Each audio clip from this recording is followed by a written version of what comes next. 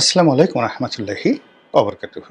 সম্মানিত দর্শক, রাজনৈতিক দলগুলোর সঙ্গে ডক্টর মোহাম্মদ ইউনূসের একটি সৌহার্দ্যপূর্ণ সম্পর্ক। আরও স্পষ্ট করে বলতে গেলে সরকার যে কর্মকাণ্ডগুলো করতে চাচ্ছে, অর্থাৎ সংস্কার করতে চাচ্ছে, নির্বাচন করতে চাচ্ছে এবং বিচার করতে চাচ্ছে সাবেক সরকারের, এই বিষয়গুলোতে যেন একটি রাজনৈতিক সমর্থন থাকে, অব্যাহত থাকে, এই কাজটি করার জন্য তিনি একটা কমিশন করেছেন ডক্টর মোহাম্মদ ইউনূস। এবং তার যতগুলো কমিশন তিনি করেছেন সেই কমিশনের মধ্যে এই ঐক্যমত্য কমিশনটি এখন সবচেয়ে গুরুত্বপূর্ণ, শক্তিশালী। এর কারণ হলো এই কমিশনের প্রধান তিনি এটির হর্তাকর্তা। এবং বিভিন্ন কমিশন তিনি যেগুলো করেছিলেন সেই কমিশনগুলোর প্রধান ব্যক্তিদেরকে নিয়ে, আপনি এটাকে একটা ক্যাবিনেট বলতে পারেন, কিচেন ক্যাবিনেট।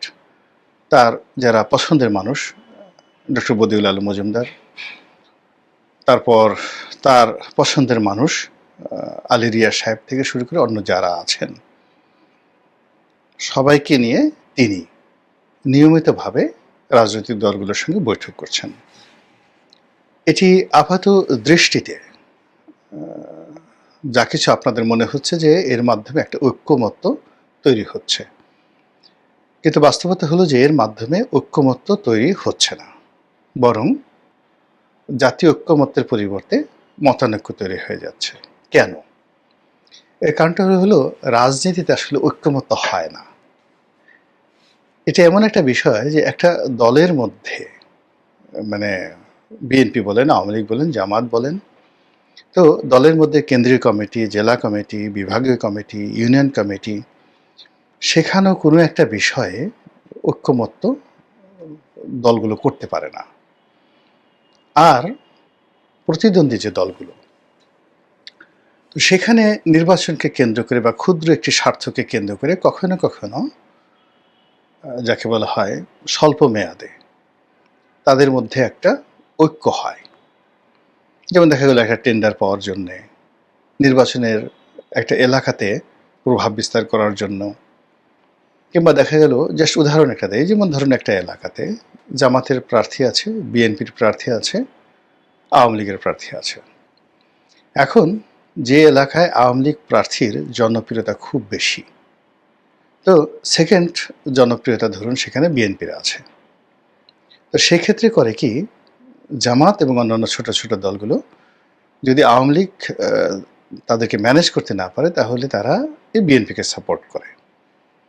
আবার কোনো কোনো জায়গাতে দেখা গেল যে জামাত বা অন্যান্য যে দলগুলো, তো একটা আসনে গিয়ে জামাত এবং বিএনপির যারা সাপোর্টার রয়েছে তারা একত্রে কাজ করছে আওয়ামী লীগের বিপক্ষে।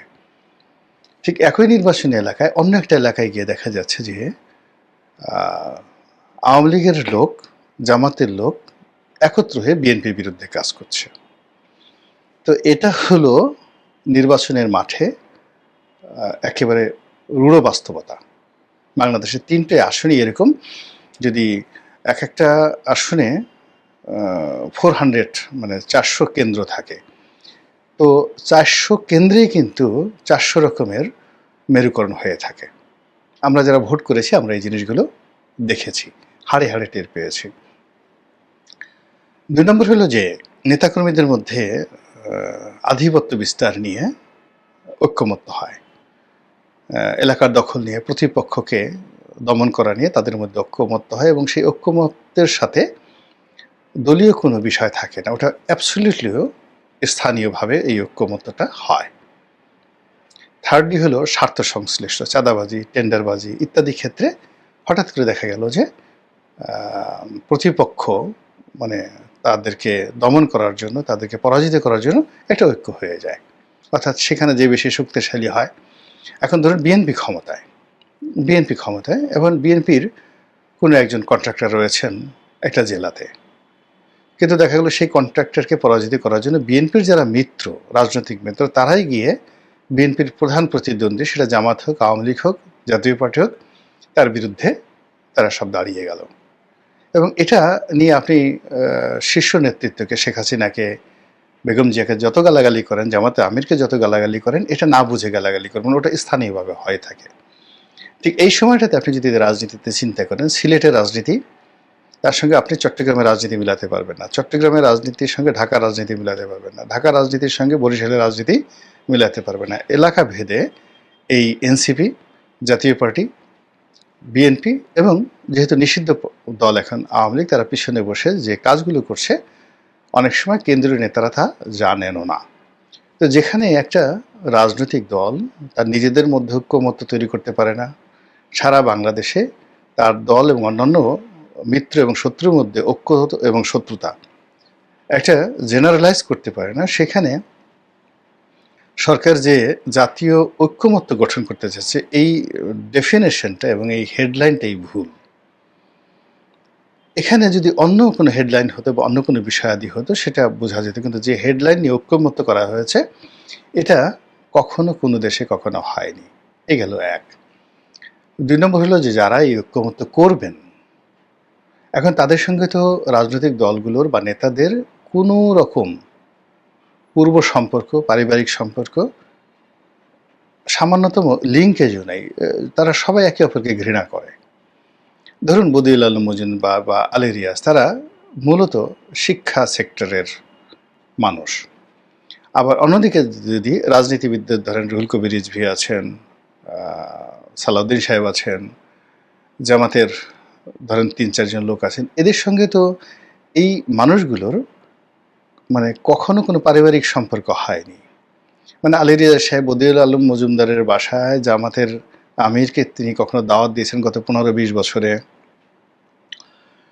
তারপরে আলী রিয়াজ সাহেবের সঙ্গে সালাউদ্দিন সাহেবের পারিবারিক কোনো সম্পর্ক হয়েছে, কোলাকুলি হয়েছে, হ্যান্ডশেক হয়েছে, এরকম ঘটনা তো আমরা জানি না। তো কাজেই যেখানে কখনো সম্পর্কই হয়নি, তো তিনি কি করে ঐক্যমত্য করবেন? ঐক্যমত্য করার জন্য দেয়ার ইজ এ কন্ট্রিবিউশন। ঠিক সেম ডক্টর মোহাম্মদ ইউনূস। এখন তার সঙ্গে ধরেন সম্পর্ক প্রথম আলোর মাহফুজ সাহেবের বা মতিউর রহমান সাহেবের কিংবা ডেলিশের মাহফুজ আনাম সাহেবের, তার সাথে সম্পর্ক ছিল এই মনির হায়দারের, তার সাথে সম্পর্ক ছিল যাকে বলা হয় গোলাম মুর্তজার, আসিফ নজরুলের, তার সাথে সম্পর্ক ছিল মতিউর রহমান চৌধুরী মানব জমিনের।